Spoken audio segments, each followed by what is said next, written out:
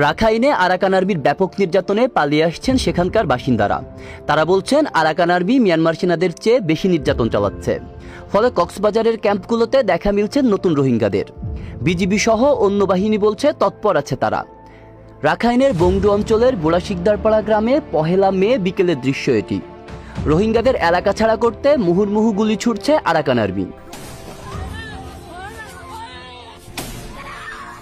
পালিয়ে আসা ভুক্তভোগীরা বলছেন ওই গ্রাম থেকে ওই দিন অন্তত ৬০ জনকে নির্যাতন করে গুলিবর্ষণ করে তাড়িয়ে দেওয়া হয়। অনেক রোহিঙ্গা সম্প্রতি বাংলাদেশে এসে ক্যাম্পে আশ্রয় নিয়েছে। তাদের একজন মোহাম্মদ আলী। এপ্রিল মাসের শুরুতে পরিবার নিয়ে বাংলাদেশে পালিয়ে এসেছেন তিনি। জানান আরাকান আর্মি দখলে নেওয়ার পর কোথাও কোথাও আগের চেয়ে বেশি বেড়েছে রোহিঙ্গা নিধন।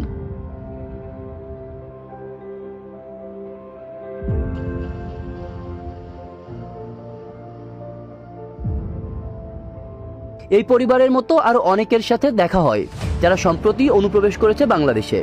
তারা জানালেন আরো ভয়ঙ্কর তথ্য। রোহিঙ্গা তরুণ তরুণীদের জিম্মি করছে আরাকান আর্মি, ব্যবহার করছে দাসদাসীর মতো। কাউকে লাগাচ্ছে রাস্তাঘাট সহ বিভিন্ন নির্মাণ কাজে, পুড়িয়ে দিচ্ছে ঘরবাড়ি।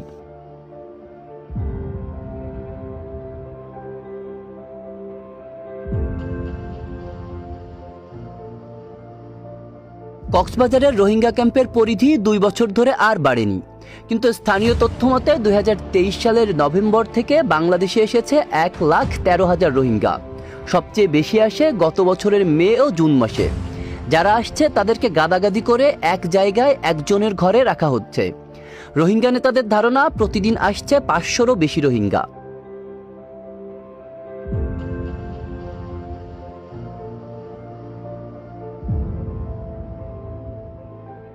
পাহাড়ে দাঁড়িয়ে মিয়ানমারের সীমান্তে চোখ রাখলেই এখনো দেখা যায় যে রোহিঙ্গাদের কোনো না কোনো গ্রাম বা মহল্লা বা ঘর পুড়ছে। সেখানে নিয়ন্ত্রণ প্রতিষ্ঠা করা আরাকান আর্মি শুধু রোহিঙ্গাদের ঘরবাড়ি পুড়িয়েই দিচ্ছে না, বাংলাদেশের সাথে ওই যে কোটি কোটি টাকার চোরাচালান, বিশেষ করে মাদক চোরাচালানে বড় ধরনের ভূমিকা রাখছে আরাকান আর্মি।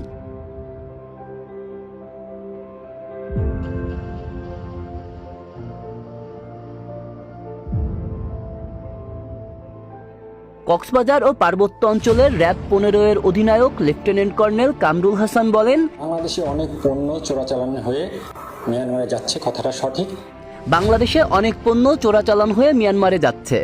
বর্তমানে মাদকের সিন্ডিকেট আবার একটু হয়তোবা মাথাচাড়া দিয়ে উঠেছে, সক্রিয় হওয়ার চেষ্টা করছে।